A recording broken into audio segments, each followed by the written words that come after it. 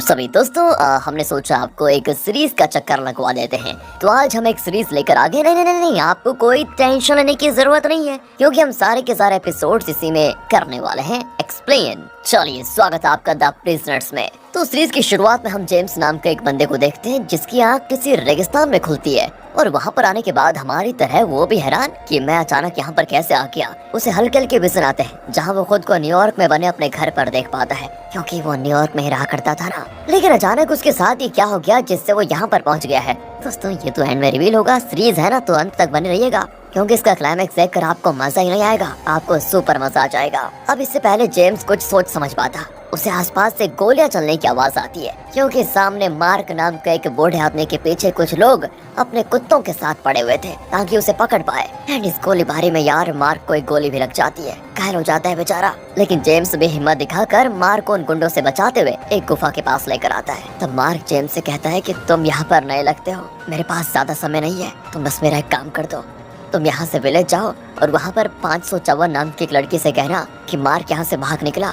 Please ये मत कहना कि मैं मर गया, वरना उसकी उम्मीद खत्म हो जाएगी। एंड इतना कहकर दोस्तों वो आदमी अपना दम तोड़ देता है। एंड दोस्तों, जेम्स जहाँ पर आया है उस जगह का नाम विलेज है, और यहाँ पर लोगों के नाम नंबर्स में होते हैं, इसीलिए मार्क ने जेम्स को 554 नंबर की लड़की से मिलने के लिए कहा। लेकिन दोस्तों, नंबर में आपको कंफ्यूजन हो सकती है, तो इस लड़की को चलो एक नाम देते हैं मैरी। कैसा रहेगा? बढ़िया है ना? चलिए, तो अब जेम्स पहले मार्क का वहीं पर क्रियाक्रम करता है, उसको वहाँ पर दफनाने के बाद विलेज के अंदर जाता है, जो कि एक छोटा सा शहर है। अब वहाँ आने के बाद वो एक टैक्सी में सवार होकर मैक्स नाम के ड्राइवर से कहता है, मुझे रेलवे स्टेशन ले चलो प्लीज।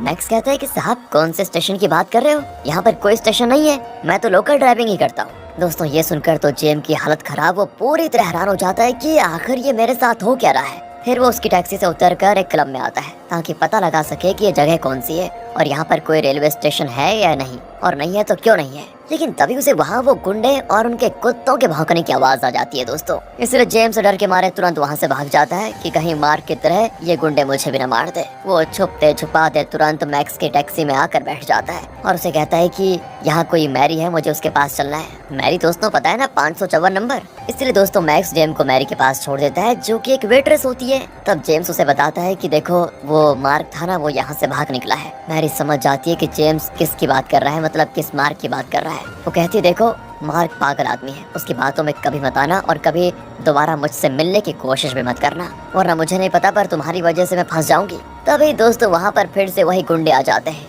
इसलिए जेम्स तुरंत ही रेस्टोरेंट की छत पर आकर छुप जाता है। लेकिन तभी वहाँ पर एक बूढ़ा आदमी आता है जिसने व्हाइट कलर का सूट पहन रखा था। उसके हाथ में दोस्तों ग्रेनेड भी होता है। असल में दोस्तों ये बूढ़ा आदमी इस पूरे विलेज का चीफ है, यही पूरे विलेज को चलाता भी है। और यहाँ पर चीफ जेम्स को 6 कहकर पुकारता है, क्योंकि विलेज के अंदर जेम्स का नाम दोस्तों 6 है। और ये सुनकर जेम्स को फिर से न्यूयॉर्क के विजन्स आ जाते हैं, जिससे वो तुरंत बेहोश। अगले दिन की बात है, जेम्स की आंख हॉस्पिटल में खुलती है, जहाँ सारा नाम की डॉक्टर उसका इलाज करती है। इलाज हो जाने के बाद जेम्स को चीफ के पास ले जाया जाता है, जहाँ जेम्स उससे कहता है कि आखिर तुम हो कौन और मुझे यहाँ पर क्यों लाया गया है। देखो, मेरी तुमसे कोई दुश्मनी नहीं है, मैं तो न्यूयॉर्क शहर का एक निवासी हूँ बस, और अपने घर जाना चाहता हूँ। जिस पर चीफ चौंकते हुए कहता है कि न्यूयॉर्क, ये कौन सी जगह है? मैंने तो कभी इस जगह का नाम नहीं सुना, और तुम तो ऐसे बिहेव कर रहे हो जैसे कि पहली बार यहाँ पर आए हो। दोस्तों, यहाँ चीफ जेम्स को उसकी आईडी भी देता है, जो कि इसी विलेज की थी, यानी कि जेम्स भी इसी विलेज का एक मेंबर है। ये इस आईडी से साबित हो जाता है। लेकिन जेम्स तो पूरी तरह हैरान है कि मैं यहाँ का निवासी कैसे हो सकता हूँ। लेकिन दोस्तों उसे चीफ की बात पर यकीन ही नहीं होता, उसे यह सब कुछ फेक लग रहा था। सोचता है कि कहीं चीफ मुझे बेवकूफ बनाने की कोशिश तो नहीं कर रहा। अब दोस्तों जेम्स को उसके घर भेज दिया जाता है, जो कि न्यूयॉर्क में नहीं बल्कि एक विलेज वाला घर होता है। वो घर उसे बिल्कुल उसके न्यूयॉर्क वाले घर जैसा ही लग रहा था। इसके बाद जेम्स विलेज को एक्सप्लोर करने निकल जाता है ताकि यहाँ के बारे में और अच्छे से जान पाए। तभी उसे शहर से दूर 2 बहुत ही बड़े टावर दिखाई देते हैं। एंड अब उसको देखकर जेम्स को लगता है कि शायद टावर तक अगर मैं पहुँच गया तो यहाँ से बाहर निकलने का रास्ता मिल जाएगा। इसीलिए दोस्तों वो मैक्स के टैक्सी चुराकर टावर के पीछे चला जाता है। लेकिन वो उस टावर के जितना नजदीक पहुंचने की कोशिश करता है, वो टावर उससे उतना ही दूर चला जा रहा था। अब इस चीज से जेम्स एकदम परेशान हो जाता है कि मैं कौन सी दुनिया में आ गया, और वो वहीं पर बेहोश दोस्तों तभी सारा वहाँ पर आकर जेम्स को संभालती है और उसे वापस विलेज लेकर आती है। विलेज में आने के बाद जेम्स मार्क के बारे में जानकारी इकट्ठा करने के लिए उसके घर जाता है। तब उसे वहाँ मार्क की बनाई हुई एक स्केच दिखाई देती है जिसमें लंदन की बिग बैन घड़ी बनी हुई थी दोस्तों। यानी कि मार्क भी विलेज का नहीं था, वो यहाँ से भागकर लंदन ही जाना चाह रहा था, लेकिन उन गुंडों को पता चल गया तो उन्होंने उसे मार दिया। यही बात है, वो ये सारी चीजें सोच ही रहा होता है। तभी वहाँ पर चीफ आकर जेम्स से कहता है कि सुनो, तुम यहाँ मार्क के घर पर क्या कर रहे हो हैं? जेम्स कहता है देखो, मैं ये जानने की कोशिश कर रहा हूँ कि मैं इस विलेज से न्यूयॉर्क वापस कैसे जा पाऊंगा। अरे तुम पागल तो नहीं हो गए हो? तुम्हारी दुनिया, असली दुनिया ये विलेज ही है, इससे बाहर कुछ नहीं है तुम्हारा। जितनी जल्दी तुम ये समझ लोगे तुम्हारे लिए अच्छा होगा। इतना कहकर चीफ दोस्तों अपने बेटे एलेक्स के साथ वहाँ से चला जाता है। लेकिन जेम्स को बड़ी बेचैनी होती है कि मुझे पता करना है ये मेरे साथ क्या हो रहा है। तो वो मैरी से मिलने जाता है और कहता है मुझे पता है तुम कुछ छुपा रही हो पक्का। फिर दोस्तों वो उसे मार्क के स्केचेस भी दिखाता है। मैरी कहती देखो, मैं तुम्हें सिर्फ इतना बता सकती हूँ कि मार्क हमेशा ये स्केचेस बनाया करता था, और मैंने जब उससे इन स्केचेस के बारे में पूछा तो उसने कहा कि ये स्केचेस उसकी पिछली लाइफ से जुड़ी हुई है, जहाँ पर मतलब वो पहले रहा करता था। उसका कहना था कि वो पता नहीं कैसे इस विलेज में आकर फंस गया। एंड दोस्तों इसके बाद ना वो उसे अपनी बनाई हुई कुछ स्केचेस दिखाती है, क्योंकि दोस्तों जेम्स की तरह उसे भी विजन्स आते हैं जिसमें उसको पता चलता है कि वो पहले कहीं और ही रहा करती थी। मैरी ये तक बताती है कि मेरे और मार्क की तरह और भी लोग हैं इस विलेज के अंदर जिन्हें अपनी पिछली लाइफ के विजन्स आते हैं, जहाँ पर मतलब वो पहले रहा करते थे, और ऐसे लोगों को ड्रीमर्स कहा जाता है। लेकिन वो लोग अपनी आइडेंटिटी छुपा कर रखते हैं, वरना अगर किसी को पता चल गया तो उनको मार दिया जाएगा। ये सुनकर बेचारा जेम्स और ज्यादा कंफ्यूज हो जाता है कि ये क्या हो रहा है। मतलब मेरी तरह बाकी लोग भी यहाँ पर फंसे हुए हैं। नहीं नहीं नहीं, इस रात से तो मुझे पर्दा उठाना ही पड़ेगा ताकि मैं जल्द से जल्द अपने घर न्यूयॉर्क जा पाऊँ। दूसरी तरफ दोस्तों चीफ अपनी पत्नी हेलन को किसी तरह की 3 गोलियां खिला रहा होता है, एंड इन गोलियों के बारे में हमें आगे पता चलेगा कि ये गोलियां क्या काम करती हैं। वहीं पर उसका बेटा एलेक्स भी खड़ा होता है, जो ये सोच रहा होता है कि आखिर जेम्स ने ऐसा क्यों कहा कि वो दूसरी जगह से आया है। क्या सच में विलेज के बाहर भी कोई दुनिया है जिसके बारे में मेरे पिता मुझसे छुपाने की कोशिश कर रहे हैं? हो सकता है। तो दोस्तों इस तरह उसके मन में ये ख्याल आते हैं। दूसरी तरफ हम जेम्स को देखते हैं जो सारा के साथ होता है, जहाँ वो उसे अपनी न्यूयॉर्क वाली लाइफ के बारे में बता रहा होता है कि एक बार पता है मैं लूसी नाम की लड़की से मिला, उससे मिलते ही मेरी दोस्ती हो गई। मतलब मैं कहूँ तो उस समय मेरी लाइफ बहुत ही अच्छी चल रही थी, और फिर मेरी किस्मत ने करवट ली और मैं अचानक यहाँ पर आकर फंस गया। एंड दोस्तों इस तरह से वो दोनों आपस में बातें शेयर करते हैं। अगले दिन की बात है, मैरी जेम्स को कुछ बताने के लिए रेस्टोरेंट बुलाती है, लेकिन जैसे ही जेम्स रेस्टोरेंट जाने वाला होता है ना, तभी रेस्टोरेंट में धमाका, जिसमें मैरी पूरी तरह घायल हो जाती है। लेकिन मरने से पहले वो जेम्स को इतना बता तो देती है कि मार्क हमेशा कहता था कि यहाँ से बाहर निकलना है तो टावर के पास जाओ। इतना कहकर दोस्तों वो दम तोड़ देती है। लेकिन अब सारा जेम्स को कहती है कि तुम्हें ना मैरी से ज्यादा मिलना ही नहीं चाहिए था। यहाँ पर बहुत सारे जासूस रहते हैं, कोई भी विजन्स वगैरह की बात करता है तो उसको मार दिया जाता है। जेम्स की भी हालत खराब हो जाती है दोस्तों की विजन तो मुझे भी आते हैं। वो वहाँ से चीफ के घर पर जाता है और चिल्लाते हुए कहता है कि देख लेना, मैं यहाँ से बाहर निकलने का रास्ता जरूर ढूंढ निकालूंगा और उसके बाद सबकी पोल खोलूंगा। ये कहकर दोस्तों वो वहाँ से टावर की तरफ भागने लग जाता है, लेकिन तभी उसके पास एक बहुत ही बड़ा व्हाइट बॉल आकर हमला कर देता है। जेम्स फिर बेहोश। दोस्तों ये जो बॉल है ना, ये चीफ के कंट्रोल में है, और जो कोई भी गड़बड़ करने की कोशिश करता है ये बॉल उसे मार देती है। कुछ देर के बाद टोनी नाम का बंदा आकर जेम्स को उठाता है और उसे चीफ के पास लेकर आ जाता है। चीफ बताता है कि टोनी तुम्हारा भाई है, अब ये मत कहना कि तुम अपने भाई को नहीं पहचानते। जिस पर जेम्स कहता है कि हाँ तुम सही कह रहे हो, ये मेरा भाई नहीं है। लेकिन तब टोनी जेम्स को उसकी और अपनी बचपन की फोटो दिखाता है ताकि उसे बता सके कि वो उसी का भाई है। लेकिन जेम्स कहता रहता है कि मैं इसे कैसे मान लूं कि ये मेरा भाई है। हो सकता है कि तुमने मेरे पॉकेट से फोटो चुरा लियो। मुझे पता है कि तुम सब मिलकर मुझे मैनिपुलेट करने की कोशिश कर रहे हो ताकि मैं ये मान लूं कि इस विलेज का ही मैं मेंबर हूँ। देखो चाहे कुछ भी हो जाए, मैं कभी भी तुम्हारे बहकावे में नहीं आऊंगा। लेकिन अब टोनी कहता है कि अरे आखिर तुम मुझे भूल कैसे सकते हो? कोई इंसान अपने भाई को कैसे भूल सकता है? मेरे ख्याल से तुम्हें कुछ साइकेट्रिक सेशन लेने चाहिए, क्या पता तुम्हें सब कुछ याद आ जाए। एंड दोस्तों इस पर जेम्स मान जाता है। अब एक साइकेट्रिस्ट जेम्स का सेशन लेता है, लेकिन जेम्स तो बस न्यूयॉर्क में बिताए हुए पलों को याद कर रहा होता है जहाँ वो लूसी के साथ कमरे में होता है। उन दोनों की बातों से हमें ये भी पता चलता है दोस्तों कि जेम्स स्मोकर नाम की कंपनी में काम करता था, जहाँ पर उसका काम था लोगों पर नजर रखना, उनके बारे में हर चीज जानने की कोशिश करना कि आखिर वो लोग क्या करते हैं, उनकी लाइफ में क्या चल रहा है। लेकिन ये काम वैसे जेम्स को पसंद नहीं था, इसीलिए उसने अपनी कंपनी से रिजाइन दे दिया। उसी कंपनी में लूसी भी काम करती थी, जिसमें दोनों की दोस्ती हो गई और धीरे धीरे ये सब कुछ प्यार में बदल गया। इधर विलेज में टोनी जेम्स को बस डिपो पे लेकर आ जाता है, जहाँ टोनी का जो ड्राइवर है वो जेम्स से कहता है कि तुम भी यहाँ के ड्राइवर हुआ करते थे पहले, हमारा काम था लोगों को पूरे विलेज का टूर करवाना। ये सुनकर तो जेम्स और हैरान हो जाता है कि मेरे कितने राज छुपे हुए हैं, मैं क्या क्या करता था। और टोनी के कहने पर दोस्तों वो लोगों को टूर पे लेकर जाता है। लेकिन जैसे वो रेगिस्तान के पास आता है ना, उसे वहाँ पर एक जहाज का एंकर दिखाई देता है। उसे देखकर जेम्स की खुशी का ठिकाना नहीं रहता। सोचता है कि शायद यहाँ से दूर समुद्र होगा और समुद्र के रास्ते विलेज से निकला जा सकता है, ये उसकी सोच होती है। लेकिन बेचारे की फूटी किस्मत, वहाँ पर कोई समुद्र नहीं होता, बस एक एंकर था। टोनी दोबारा उसे समझाने की कोशिश करता है कि देखो भाई, मैं तुम्हारा भाई हूँ, और जब भी तुम इनकार करते हो ना कि मैं तुम्हारा भाई नहीं हूँ, तो मुझे बहुत ही बुरा लगता है कि आखिर मेरा भाई मुझे पहचान नहीं रहा। इसलिए प्लीज याद करने की कोशिश करो और मुझे पहचानो मैं कौन हूँ। लेकिन दोस्तों तब भी जेम्स को कुछ याद ही नहीं आता। अब अगले दिन की बात है, जो चीफ है ना अपना, वो जेम्स की बस में आता है और वहाँ आने के बाद वो टोनी को कार्ड देते हुए कहता है, बधाई हो, इस साल फ्री रिजॉर्ट जाने का टिकट तुम्हें और तुम्हारी फैमिली को मिलता है, तुम लोग आराम से फ्री में रिजॉर्ट में घूम पाओगे। ये सुनकर टोनी भी खुश हो जाता है। अब रात को एलेक्स चीफ से अपने बचपन के बारे में पूछने की कोशिश करता है कि आखिर मैं बचपन में कैसा था, क्योंकि मुझे अपने बारे में कुछ भी याद नहीं है, ऐसा लगता है जैसे मेरी यादें मिटा दी गई हो। ये सुनकर चीफ अपने बेटे को समझाते हुए कहता है कि देखो मेरे बच्चे, यादें कभी कभी धुंधली हो जाती है, इसका मतलब ये नहीं कि तुम उन बातों को झुठला दो। मुझे तुम्हारी बातों से ऐसा लग रहा है कि तुम जेम्स की बातों में आकर हम पर शक कर रहे हो और ये सोच रहे हो कि तुम यहाँ के नहीं हो बल्कि कहीं और के हो और तुम्हें यहाँ पर लाया गया है। लेकिन ऐसा नहीं है बेटा, तुम मेरे बच्चे हो और इस पर कभी शक मत करना। अब अगले सीन में दोस्तों जेम्स सारा को एक जगह पे लेकर जाता है। वहाँ आने के बाद उससे कहता है कि पता नहीं मुझे ऐसा क्यों लगता है कि इस जगह से मेरी पुरानी यादें जुड़ी हुई है, लेकिन ऐसा कैसे हो सकता है, मैं तो यहाँ पर पहली बार आया हूँ।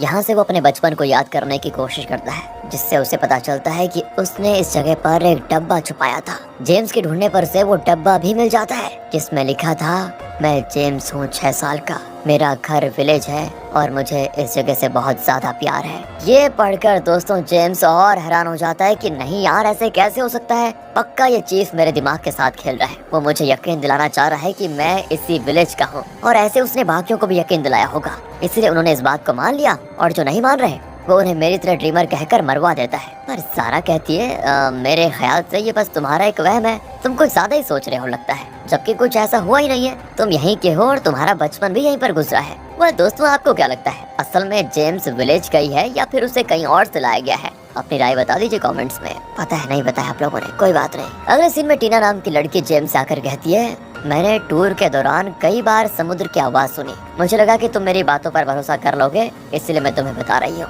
रेगिस्तान के आगे पता है एक समुद्र है। ये सुनकर जेम्स भी हैरान हो जाता है, क्या ये सच में है? लेकिन जब वो टीना के साथ जाता है तो वहाँ पर कोई समुद्र नहीं होता और कुछ देर के बाद यहाँ टोनी और बाकी रिजॉर्ट के लिए निकल जाते हैं, जहाँ बस जेम्स ला रहा होता है। पर जैसे वो टावर्स को देखता है ना, वो बस उसी ओर मोड़ देता है दोस्तों, ताकि टावर तक पहुँच पाए। लेकिन कोई फायदा नहीं होता, वो दोबारा उसी एंकर के पास घूम फिर कर आ जाता है। टोनी उसे समझाते हुए कहता है कि भाई मैं कितनी बार तुम्हें समझाऊं कि दूसरी लाइफ कुछ नहीं है, ये सब बस तुम्हारे दिमाग का खेल है जो तुम्हें खिला रहा है। अरे मैं तुम्हारा भाई हूँ यार, यही सच्चाई है। एंड दोस्तों ये सुनकर यहाँ जेम्स को भी थोड़ा थोड़ा यकीन हो जाता है कि शायद टोनी सही कह रहा है। लेकिन जैसे वो सभी रिजॉर्ट आते हैं, टोनी मौका देखकर जेम्स से कहता है कि देखो तुम सच कह रहे हो, मैं तुम्हारा भाई नहीं हूँ। मुझे चीफ ने धमकाया था एक्टिंग करने के लिए कि मैं तुम्हारे भाई की एक्टिंग करूँ। एक्चुअली चीफ विलेज के हर मेंबर पे नजर रखता है, इसलिए मैं तुम्हें यहाँ सच्चाई बता रहा हूँ। मुझे भी विजन आते हैं दूसरी लाइफ के, मुझे तो लगता है कि तुम ही मुझे इस विलेज से बाहर निकाल सकते हो, इसलिए मैं तुम्हें सब बता रहा हूँ। बस दोस्तों ये सुनकर जेम्स को यकीन हो जाता है कि विलेज के अंदर सभी लोगों को यहाँ लाया गया है, ना कि वो लोग यहीं के हैं। इसके बाद टोनी, जेम्स और टीना तीनों दोबारा समुद्र ढूंढने निकल जाते हैं, जहाँ उन्हें वो समुद्र मिल भी जाता है दोस्तों। उसको देखकर तो क्या बताऊं, तीनों की खुशी का ठिकाना नहीं रहता। लेकिन जैसे टोनी समुद्र में आता है, व्हाइट बॉल उस पर हमला करके उसकी जान ले लेता है दोस्तों।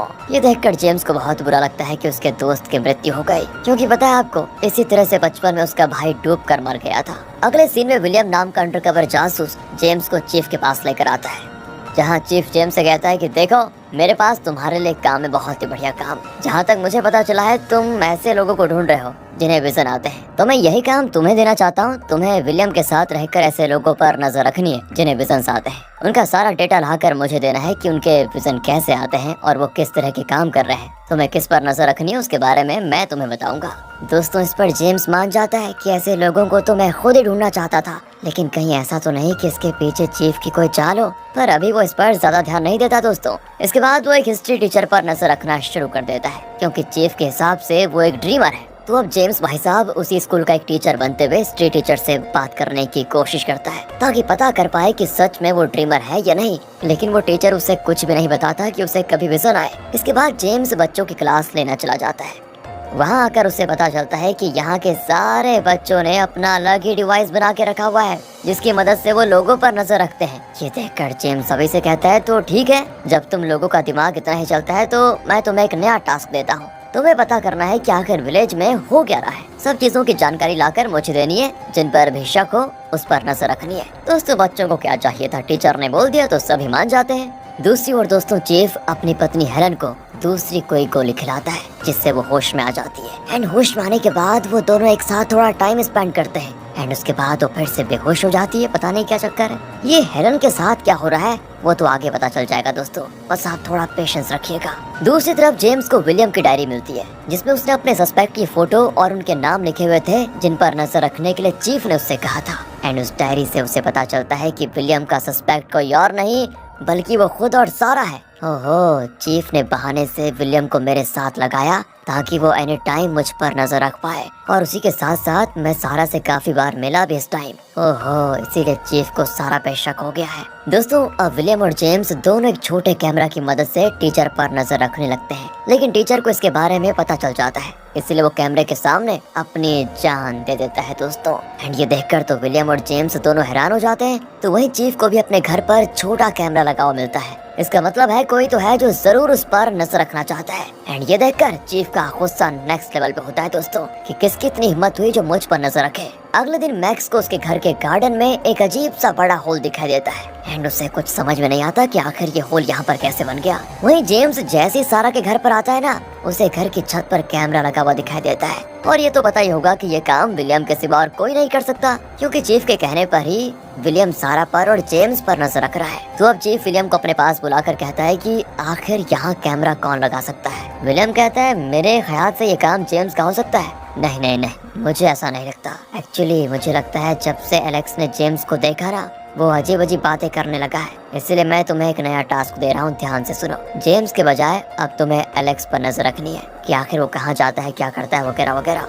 और इस पर विलियम भी मान जाता है। अब रात को जेम्स जब क्लब में जाता है, उसे एलेक्स और विलियम आपस में बात करते हुए दिखाई देते हैं। एंड उन्हें ऐसे साथ में देखकर जेम्स को पता चल जाता है कि ये दोनों एक दूसरे को डेट कर रहे हैं। मतलब दो लड़के आपस में एक दूसरे को डेट कर रहे हैं। क्या ही हो सकता है दोस्तों इनका। इसके बाद जेम्स सारा के पास आता है, उसे ये बताने कि तुम पर नजर रखी जा रही है, जरा सावधान रहना। लेकिन उल्टा सारा ही जेम्स को उसकी फोटो दिखाकर कहती है, देखो देखो, इस फोटो से साफ पता चल रहा है कि मुझ पर नजर कोई और नहीं बल्कि तुम ही रख रहे हो। क्या है ये? क्योंकि वो तुम ही हो जिसने मेरे घर की छत पर कैमरा लगाया था। तुम करना क्या चाहते हो? दोस्तों, वो गुस्सा होकर चली जाती है। ये एक मिनट रुकिए जरा, लगता है दोस्तों किसी ने जेम्स की गलत टाइम पे फोटो खींच ली थी, जब बस वो चेक करने आया था कि सारा के ऊपर कोई नजर रख रहा है या नहीं। और वही फोटोज जिसने बिक्री करी थी उसने सारा को दे दी। पक्का ये काम विलियम का हो सकता है, क्योंकि वो दोनों पर नजर रख रहा था। तो इधर विलियम एलेक्स को बताता है कि तुम्हें पता है चीफ को हम पर शक हो रहा है, इसलिए मुझे नहीं लगता कि हमें अब और ज्यादा मिलना चाहिए, वरना पता नहीं आगे चलकर हम दोनों को खतरा भी हो सकता है। एलेक्स की यहाँ पर घबराहट बढ़ जाती है दोस्तों। वो विलियम को मारकर उसकी जान ले लेता है दोस्तों, ताकि उसके पिता को उसके बारे में पता ही ना चले। एंड वहीं जेम्स जैसे सारा को समझाने उसके घर जाता है, तो उससे पता चलता है कि चीफ के गुंडे सारा को उठाकर लेकर गए। जेम्स यहाँ से तुरंत एलेक्स के पास जाता है, उससे पूछता है कि देखो देखो, मुझे सारा को बचाना है, मुझे बताओ कि वो अभी कहाँ पर होगी और मैं कैसे उसे बचा सकता हूँ। अगर हाँ तुमने नहीं बताया तो याद रखना, मैं तुम्हारे और विलियम के बारे में तुम्हारे पिता को बता दूंगा। यहाँ पर दोस्तों एलेक्स घबरा जाता है और कहता है, देखो जिन पर भी मेरे पिता को शक होता है ना, वो उन्हें टनल में भेज देते हैं। टनल एक ऐसी जगह है जहाँ पर ज्यादातर ड्रीमर्स को रखा जाता है, और उनकी वहाँ पर जान ली जाती है। मैं तुम्हें ड्रीमर बनाकर वहाँ लेके जाऊंगा और फिर तुम उसे बचा लेना। दोस्तों अब आप सोच रहे होंगे कि जब चीफ को पता है कि जेम्स एक ड्रीमर है तो फिर वो उसे कुछ क्यों नहीं करता और बाकी ड्रीमर की जान लेने पर वो उतारू हो जाता है, ऐसा क्यों आगे पता चलेगा बस। तो अब जेम्स भी एक ड्रीमर बनकर टनल में चला जाता है जहाँ उसे उसकी एक स्टूडेंट दिखाई देती है और यही वो स्टूडेंट थी दोस्तों जिसने सीधे चीफ पर ही नजर रखना शुरू कर दिया था। तो जैसे चीफ को पता चला ना कि ये स्टूडेंट उस पर नजर रख रही है, उसने उसे भी टनल में भेज दिया। तब वो स्टूडेंट जेम्स को सारा के पास लेकर जाती है एंड तभी वहाँ वही व्हाइट बॉल सभी को मारने पहुँच जाता है दोस्तों। लेकिन इससे पहले कि वो बॉल उन्हें मार पाता वो तीनों वहाँ से बचकर निकल जाते हैं। चलो बच गए। अगले सीन में जेम्स को एक मैरिज ब्यूरो का इन्विटेशन कार्ड मिलता है जहाँ लोगों की शादी करवाई जाती है। सारा के कहने पर जेम्स वहाँ जाने के लिए मान जाता है दोस्तों और वहाँ पर आकर उसे पता चलता है कि मैरिज ब्यूरो ने एक लड़की को उसके लिए सिलेक्ट किया है और वो लड़की कोई और नहीं, क्या बात कर रहा हूँ मैं, लूसी होती है दोस्तों। वो लूसी, वही लूसी जिसके साथ जेम्स न्यूयॉर्क में टाइम स्पेंड कर रहा था, जो उसके सपने में आ रही थी, मतलब जो उसके विजन में दिख रही थी। ये देखकर जेम्स एकदम हैरान हो जाता है कि हाउ इज इट पॉसिबल। लेकिन लूसी जो थी उसकी आंखें नहीं होती यार, वो एक अंधी लड़की है जिसे खुद भी नहीं पता कि वो कभी न्यूयॉर्क में रहा करती थी या नहीं। जेम्स कहता है ऐसा लग रहा है कि मेरी तरह लूसी को भी विलेज के अंदर लाया गया और यहाँ आने के बाद उसे यकीन दिलाया गया कि वो यहीं की है, इसीलिए लूसी मान गई और अब खुद को यहाँ की निवासी मानती है, यही लगता है मुझे। दूसरी तरफ दोस्तों चीफ सारा के पास आकर कहता है देखो मुझे पता है तुम जेम्स को पसंद करती हो, अगर तुम जेम्स को जिंदा देखना चाहती हो तो तुम्हें मेरा एक काम करना होगा और इस काम के बदले मैं तुम्हें और जेम्स दोनों को जिंदा छोड़ दूंगा। सारा भी मान जाती है दोस्तों। यहाँ जेम्स लूसी को अपने घर पर लेकर आता है और उसे याद दिलाने की कोशिश करता है कि सुनो तुम्हें पता है हम दोनों एक बार न्यूयॉर्क में मिल चुके हैं। लूसी को कुछ याद ही नहीं होता यार। यहाँ से दोस्तों अगले सीन में दिखाते हैं कि एलेक्स वो 3 गोली को लेकर सारा के पास आता है और उससे कहता है प्लीज मुझे बताओ कि आखिर ये दवा क्या करती है। सारा कहती है ठीक है मुझे थोड़ा समय दो, मैं तुम्हें बता दूंगी। अगले सीन में दोस्तों मैक्स के घर के बाहर जो अजीब और बड़ा सा गड्ढा बन गया था ना, उसकी खबर वो ऑफिशियल्स को दे देता है ताकि वो लोग यहाँ पर आकर जल्दी से जल्दी इसका कोई इंतजाम करे। लेकिन दुर्भाग्य से जब तक कोई ऑफिशियल वहाँ पर पहुँचता उससे पहले मैक्स की बेटी साइकिल से खेलते हुए उस गड्ढे में गिर जाती है, जिसे चाहकर भी मैक्स बचा नहीं पाता क्योंकि वो गड्ढा बहुत ही ज्यादा गहरा था। और मैक्स की पत्नी तो उसे दोष देती है कि अगर गार्डन का गेट तुमने बंद किया होता तो आज ये नौबत नहीं आती। बेचारे मैक्स का एकदम दिल टूट जाता है। कुछ देर के बाद दोस्तों चीफ के कहने पर सारा जेम्स और लूसी के अंदर किसी तरह का इंजेक्शन लगा देती है। दोस्तों ये इस तरह का इंजेक्शन है कि 2 इंसान के अंदर लगाया जाए तो इससे वो दोनों एक दूसरे को पसंद करने लगेंगे और यही तो चीफ चाहता था कि जेम्स लूसी को पसंद करने लगे क्योंकि उसके बाद वो यहाँ से जाने के बारे में सोचेंगे ही नहीं। तो आगे दिखाते हैं कि सारा एलेक्स के पास आकर उसे उन 3 गोलियों के बारे में बताती है कि एक गोली बेहोश कर देने वाली है, दूसरी हालुसिनेशंस देने वाली और तीसरी माइंड को कंट्रोल करने वाली। बस दोस्तों ये सुनकर एलेक्स हैरान हो जाता है कि आखिर उसके पिता उसकी माँ को ये दवा क्यों दे रहे हैं। तो यहाँ इंजेक्शन लगने के बाद होता यह है कि जेम्स लूसी को बहुत ज्यादा पसंद करने लग जाता है। वो एनी टाइम अब लूसी के साथ रहने लग जाता है। लेकिन ये चीज सारा को बिल्कुल अच्छी नहीं लगती क्योंकि वो नहीं चाहती थी कि जेम्स लूसी के साथ रहे। इसीलिए इस बार वो दूसरा इंजेक्शन चीफ से छुपाकर जेम्स को लगा देती है ताकि पुराने वाले इंजेक्शन का असर खत्म हो जाए। लेकिन दोस्तों उसे खत्म होने के लिए कुछ टाइम तो लगेगा ही। एंड अब अगले दिन की बात है, चीफ जेम्स और लूसी की शादी करवा रहा होता है ताकि जेम्स खुद को हमेशा के लिए विलेज का मानकर लूसी के साथ अपना जीवन यहीं पर गुजारे।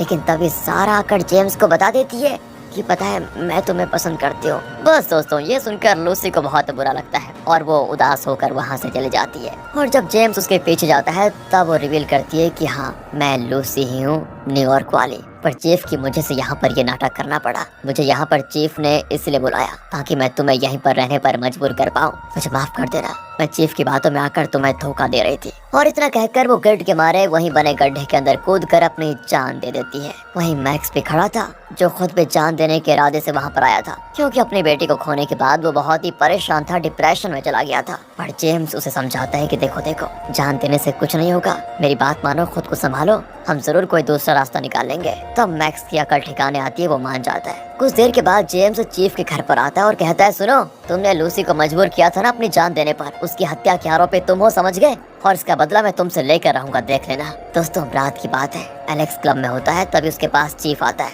उसे देखकर एलेक्स कहता है कि मुझे जानना है कि आखिर इस विलेज की सच्चाई क्या है। मुझे लगता है कि आप मुझसे बहुत कुछ छुपा रहे हो। चीफ कहता है, अरे एक बार तुम अपनी माँ से मिलकर बातें तो करो, वही तुम्हें बता देगी कि आखिर इस विलेज की सच्चाई क्या है। एंड दोस्तों वो उसे कमरे की चाबी भी देता है जहाँ पर वो उसी 3 गोली को रखता है, इसलिए एलेक्स भी चाबी ले लेता है। इधर दोस्तों सारा को भी विजन्स आने काफी ज्यादा बढ़ चुके थे। उसे तो अब क्लियर एक लड़की दिखाई दे रही होती है जिसने अपने चेहरे पे कार्डबोर्ड बॉक्स रखा हुआ है। तभी जेम्स भी पहुंच जाता है। तो यहाँ पता नहीं यार, देखो उसको, वो सारा के साथ फ्लर्ट करते हुए उससे क्लोज होने की कोशिश करता है, पर विजन से परेशान सारा उसे वहाँ से भेज देती है। थोड़ी देर के बाद जेम्स फिर से सारा के घर पर आता है। जाने के बाद दोस्तों जेम्स को सारा से एक बात पता चलती है। सारा कहती है, तुम्हें पता है कुछ देर पहले तुम यहाँ पर आए थे और तुमने मेरे साथ गलत हरकत करने की कोशिश की। जेम्स बेचारा परेशान कि यार मैं क्यों सारा के साथ ऐसी हरकत करूंगा। इसी परेशानी में दोस्तों वो मैक्स के पास जाता है, लेकिन देखिए यहाँ पर मैक्स उससे बड़ा नाराज होता है। कहता है कि अभी तो हमारा झगड़ा हुआ था, तुम फिर से यहाँ पर आ गए झगड़ा करने के लिए।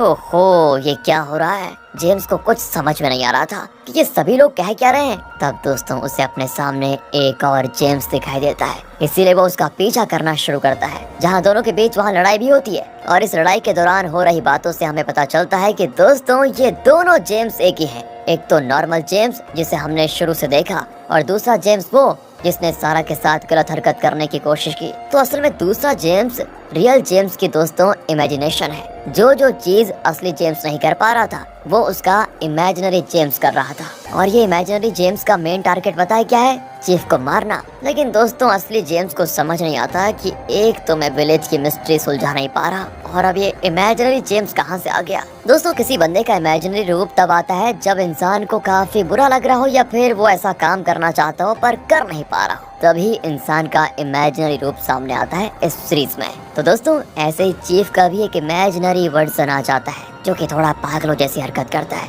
क्योंकि जब एलेक्स ने अपने ही पिता पर शक करना शुरू किया तब से चीफ को बहुत बुरा लगा, क्योंकि उसने ही ये विलेज अपनी पत्नी और अपने बेटे के लिए बनाया। लेकिन तब भी उसका मकसद पूरा नहीं हुआ और वो मकसद था अपनी फैमिली को खुश रखने का। इसी वजह से उसका इमेजिनरी वर्जन आ गया है और ये वर्जन वो सारे काम कर रहा है जो असली चीफ नहीं कर सकता। है ना इंटरेस्टिंग। दूसरी तरफ एलेक्स अपनी माँ को होश में लेकर आ जाता है और उससे अपने और विलेज के बारे में सच्चाई पूछता है। तब हेलन बताती है, देखो बेटा, विलेज के अंदर कई सारे लोगों को बाहर से लाया गया है। जो लोग बाहर से आए हुए हैं ना, सिर्फ वो लोग विलेज से बाहर निकल सकते हैं अगर वो खुद को सही कर लें तो। लेकिन जो लोग रियलिटी में एग्जिस्ट नहीं करते वो लोग विलेज के बाहर नहीं जा सकते बेटा। जैसे कि तुम, मुझे माफ कर देना लेकिन तुम हमेशा यहीं रहोगे, तुम्हारा वजूद बाहर की दुनिया में है ही नहीं। दोस्तों ये सुनकर एलेक्स एकदम हैरान हो जाता है कि माँ क्या कह रही हो। दोस्तों यहाँ पर हेलन ने ये क्या बोला, चलिए आपको बताता हूँ थोड़ी देर में, लेकिन उससे पहले आके देखिए। अगले सीन में इमेजिनरी चीफ चर्च में बैठा होता है। तभी वहाँ पर जेम्स आता है। तब चीफ उसे बताता है कि मैंने ही इस विलेज को बनाया ताकि मैं दुनिया के लोगों को सही कर पाऊँ। जो जिंदगी वो चाहते हैं उन्हें वैसे ही जिंदगी दे पाऊँ, लेकिन शायद मैं इस काम में सफल नहीं हो पाया। दूसरों को अच्छी जिंदगी क्या दूंगा, मैं खुद ही, मतलब मेरी जिंदगी खुद ही ठीक नहीं है। और अब तुम चाहो तो तुम मुझे मार सकते हो, क्योंकि इंसान की फितरत ही यही है। हर इंसान के अंदर कोई ना कोई जानवर छुपा होता है। लेकिन दोस्तों तब इमेजिनरी जेम्स ये सुनते ही चीफ को मारने की कोशिश करता है, लेकिन असली जेम्स वहाँ पर आकर इमेजिनरी को रोक लेता है। वो उसे कहता है कि मुझे पता है तुम मेरे दिमाग के बनाए हुए एक रूप हो। जो चीज मैं करना चाहता हूँ लेकिन कर नहीं सकता वो तुम कर रहे हो। लेकिन मेरी बात सुनो, हम इस तरह से चीफ को नहीं हरा सकते। हमें एक होकर काम करना पड़ेगा, तभी जाकर हम चीफ को हरा पाएंगे और उसके बाद इस विलेज से बाहर निकल पाएंगे। यही एक रास्ता है। तब दोस्तों ये सुनकर इमेजिनरी जेम्स गायब हो जाता है और वो दोनों अब एक हो जाते हैं। उसी के साथ साथ चीफ का भी इमेजिनरी वर्जन गायब हो जाता है, क्योंकि उसने अपने इमोशंस पे काबू पा लिया था। एक्चुअली ये इमेजिनरी वर्जन सिर्फ दिमाग के इमोशंस होते हैं दोस्तों, जो चीफ और जेम्स को दिखाई दे रहे थे। अगर वो अपने इमोशंस पे काबू पा लें तो उनके इमेजिनरी वर्जन्स गायब हो जाएंगे, जैसे कि अभी उनके साथ हुआ, क्योंकि उन्होंने अपने इमोशंस पे कंट्रोल कर लिया। दोस्तों आपको ये कंफ्यूज तो नहीं कर रही सारी चीजें? कोई बात नहीं, बने रहिए, बस आपको सब समझ में आने वाला है। अब हम न्यूयॉर्क का सीन देखते हैं दोस्तों। असल में न्यूयॉर्क वाला सीन ही रियलिटी है और ये पूरा विलेज बस लोगों के दिमाग का रचा हुआ खेल है। लेकिन ऐसे कैसे, अभी आपको पता चलने वाला है। तो न्यूयॉर्क में जेम्स कंट्रोल रूम में आता है। वहाँ आने के बाद उसे काफी सारे कंप्यूटर दिखाई देते हैं, जिन सभी के ऊपर उन्हीं लोगों की वीडियो चल रही थी जो लोग अभी विलेज के अंदर मौजूद हैं दोस्तों। अब उन सभी को देखकर जेम्स को पता चलता है कि ये तो वही लोग हैं जिनके ऊपर मैं सुमोकोर के अंदर नजर रखा करता था। इसका मतलब विलेज के अंदर जो भी एक्सपेरिमेंट हो रहा है उस एक्सपेरिमेंट के लिए लोगों को मैंने चुना था। दोस्तों इन सब चीजों से जेम्स बहुत ज्यादा कंफ्यूज हो जाता है कि आखिर मेरे साथ ये क्या हो रहा है। दरअसल दोस्तों जेम्स एक ही समय में 2 टाइमलाइन को जी रहा है। एक है विलेज वाली दूसरी न्यूयॉर्क वाली। और जब दोनों आपस में टकराते हैं तभी जेम्स को विजन्स आते हैं। और अब आ जाइए मैक्स की तरफ, जो कि रियलिटी में चीफ का ड्राइवर है। वो जेम्स को कार में बैठाकर चीफ के पास लेकर आ जाता है। याद रखना दोस्तों, ये रियलिटी है। अब यहाँ पर रिवील होगा सीरीज का क्लाइमैक्स। रियलिटी में जेम्स चीफ से मिलने जाता है, जहां वो हेलन के साथ बैठा हुआ था। और यहाँ पर हेलन अपने माइंड के अंदर विलेज को कंट्रोल कर रही होती है। चीफ यहाँ जेम्स को सारी बात बताता भी है कि असल में ये विलेज कभी भी एग्जिस्ट नहीं करता। ये विलेज इंसान के दिमाग के द्वारा बनाई हुई दुनिया है, जिसे हेलन कंट्रोल करती है। और इस एक्सपेरिमेंट में हमने कुछ लोगों को सिलेक्ट किया है, ऐसे लोगों को जो अपनी जिंदगी से परेशान थे या फिर उनकी आदतें वगैरह सही नहीं थी। इस एक्सपेरिमेंट का मकसद था लोगों के माइंड को एक ऐसी दुनिया दिखाना जहां वो अपनी गलतियों को सुधार कर एक अच्छी जिंदगी रियलिटी में जी सके। मैं और हेलन कभी पेरेंट्स नहीं बन पाए, इसलिए हम दोनों ने विलेज बनाया, एक ऐसी दुनिया जो सिर्फ दिमाग में एग्जिस्ट करती है। वहाँ हमारा एक बेटा भी हुआ। और इस एक्सपेरिमेंट का मतलब ये था कि दिमाग को धोखे में रखा जा सके कि वो ऐसी लाइफ जी रहे हैं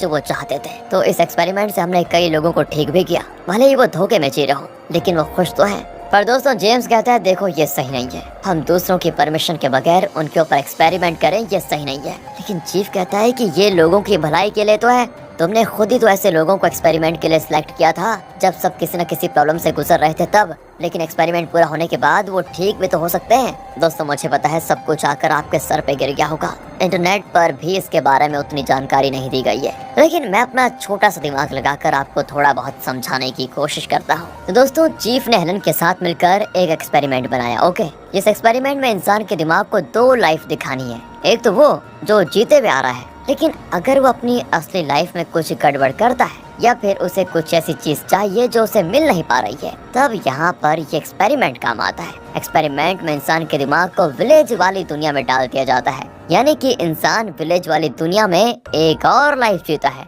उस लाइफ में वो उन सभी चीजों को सुधार सकता है जो उससे रियलिटी में खराब हुई हो, या फिर वो उन चीजों को हासिल कर सकता है जो रियलिटी में वो हासिल नहीं कर पाया। जैसे कि हेलन कभी माँ नहीं बन सकती थी, लेकिन विलेज के अंदर वो एक बच्चे की माँ है। उसे विलेज के अंदर एक ऐसी लाइफ गुजारने का मौका मिला जो वो रियलिटी में नहीं चाहती थी। यानी कि दोस्तों हेलन ने जो एलेक्स से कहा कि तुम विलेज से कभी बाहर नहीं जा सकते, वो इसीलिए क्योंकि एलेक्स तो रियलिटी में एग्जिस्ट करता ही नहीं। तो बस दोस्तों ये हेलन और चीफ के दिमाग का खेल था। लेकिन विलेज वाली लाइफ को भी चीफ और हेलन ठीक तरह से संभाल नहीं पाए, क्योंकि वो चाहते थे कि उनका एक अच्छा परिवार हो और वो हंसी खुशी रहे। लेकिन जैसे एलेक्स को सच्चाई पता लगी, वो अपने माता पिता से ही नफरत करने लग गया। इसीलिए विलेज में चीफ का इमेजिनरी वर्जन आया था दोस्तों, जो कि काफी ज्यादा परेशान था, क्योंकि वो उस लाइफ को विलेज में भी जी नहीं सका जो वो चाहता था। इस तरह से बाकी सारे लोग जो विलेज के अंदर मौजूद थे, उन सब ने रियलिटी में कुछ ऐसा किया है जिसका उन्हें पछतावा है। ऐसे लोगों को जेम्स ने सिलेक्ट करके एक्सपेरिमेंट में भेजा ताकि विलेज के अंदर वो एक ऐसी दुनिया गुजार पाए जो वो चाहते हैं। लेकिन जरूरी नहीं कि उन्हें वो जिंदगी मिल जाए, जैसा कि चीफ के साथ हुआ, जैसा कि मैक्स के साथ हुआ। उसकी बेटी देखो रियलिटी में मर गई थी। उस विलेज वाली लाइफ में उसे एक और मौका मिला अपनी बेटी को बचाने का, लेकिन वो उसे बचा नहीं पाया। उम्मीद है दोस्तों आपको विलेज का ये कॉन्सेप्ट समझ में आ गया होगा। अब विलेज के अंदर एलेक्स को जब अपनी सच्चाई पता चले कि उसका एग्जिस्टेंस तो सिर्फ विलेज के अंदर ही है, तो वो गुस्से में अपनी माँ को ही मार देता है और उसे मारने के बाद वो खुद की भी जान ले लेता है। ये देखकर अब चीफ एकदम उदास कि वो विलेज के अंदर ऐसी लाइफ तो बिल्कुल भी नहीं चाहता था। इसी तरह से जैसे ही हेलन मरती है ना दोस्तों, उसके मरते ही विलेज के अंदर और गड्ढे बनने शुरू हो जाते हैं, क्योंकि विलेज को हेलन और चीफ ही चला रहे थे। अगर वो उसे ठीक तरह से नहीं चला पाएंगे तो विलेज तो खत्म हो जाएगा। इसीलिए चीफ मैक्स के पास आकर कहता है देखो मैंने डिसाइड किया है कि मैं विलेज की जिम्मेदारी जेम्स को सौंप दूंगा, क्योंकि उससे बेहतर इस विलेज को और यहाँ के लोगों को कोई नहीं संभाल सकता। क्योंकि मुझे नहीं लगता कि मेरे बेटे और पत्नी के मरने के बाद मैं और ज्यादा टाइम तक जिंदा रह पाऊंगा इस विलेज में। तुम बस मेरा साथ देना उस टाइम जब मैं अनाउंस कर रहा हूँ कि आज से विलेज का अगला चीफ जेम्स है। तो दोस्तों मैक्स भी मान जाता है। वहीं विलेज में जेम्स की हालत बहुत ही खराब होती है, क्योंकि रियलिटी में जेम्स विलेज को सही नहीं मानता है। उसके ख्याल से लोगों के दिमाग से खेलना बिल्कुल भी सही नहीं है। अगर वो विलेज को सही मानते हुए एक्सेप्ट कर लेना तो उसकी हालत विलेज में बिल्कुल सही होने लग जाएगी। और चीफ हमेशा से यही चाहता था कि जेम्स एक्सेप्ट कर ले कि वो विलेज का ही मेंबर है, क्योंकि चीफ को पता था कि उसका फैमिली को लेकर चलने का प्लान बर्बाद भी हो सकता है। उसके बाद विलेज को संभालने वाला कोई नहीं होगा। इसीलिए चीफ ने बहुत कोशिश की कि वो जेम्स को एक्सेप्ट करवा ले कि वो विलेज का ही मेंबर है। दरअसल दोस्तों, जो एक्सेप्ट कर लेता है कि वो विलेज का मेंबर है, उसे विजन्स नहीं आते। लेकिन कई ड्रीमर्स एक्सेप्ट करने को तैयार नहीं होते कि वो विलेज के मेंबर हैं, इसीलिए उन्हें विजन्स आते थे। और कहीं वो विलेज की सच्चाई न जान ले, चीफ उन्हें मार दिया करता था, क्योंकि वो नहीं चाहता था कि लोग विलेज की सच्चाई जानकर घबरा जाएं कि ये उनके साथ एक्सपेरिमेंट हो रहा है। अब न्यूयॉर्क में चीफ जेम्स को सारा से मिलवाता है, जो कि बचपन के ट्रॉमा से डिप्रेशन का शिकार हो गई थी, इसलिए वो पागलों जैसी हरकत करती है। यही सारा का विजन भी था कि वो विलेज में खुद को कार्डबोर्ड बॉक्स के अंदर देखती थी। चीफ अब जेम्स से कहता है कि सारा को ठीक करने का बस एक ही तरीका है, और वो है विलेज। तुम्हें सारा को विलेज के अंदर खुश रखना होगा, उस वजह से वो अपने आप रियलिटी में सही हो जाएगी। और अब मर्जी तुम्हारी है कि तुम सारा को ठीक करना चाहते हो या नहीं। अगर तुम चाहते हो तो मैं विलेज की पूरी जिम्मेदारी तुम्हें देता हूँ, साथ ही सारा को भी हेलन की जगह दे दूंगा ताकि वो विलेज को कंट्रोल कर पाए। दोस्तों, वहीं विलेज में चीफ सभी से कह देता है कि विलेज बर्बाद हो रहा है, उसे सिर्फ एक इंसान ठीक कर सकता है और वो है जेम्स। इसीलिए सभी कहने लग जाते हैं कि जेम्स को अगला चीफ बना दिया जाए ताकि विलेज ठीक रहे। ये सुनकर जेम्स भी मान जाता है और वो इस विलेज का अगला चीफ बनने के लिए तैयार। और इस बार दोस्तों, विलेज के हर लोगों की प्रॉब्लम ठीक करके उन्हें वो लाइफ देगा जो वो डिजर्व करते हैं। अब जेम्स को सारी जिम्मेदारी सौंपने के बाद चीफ खुद ही जान दे देता है, जिस वजह से चीफ और हेलन अब पूरी तरह से विलेज से बाहर आ चुके थे और वो दोनों रियलिटी में खुश लग रहे होते हैं। दोस्तों, वहीं जेम्स और सारा विलेज को एक बेहतर जगह बनाने की कोशिश में लग जाते हैं। इसी सीन के साथ दोस्तों, ये मिनी सीरीज यहाँ पर खत्म होती है। उम्मीद है ये कंफ्यूजिंग सी मिनी सीरीज आपको पसंद आई होगी।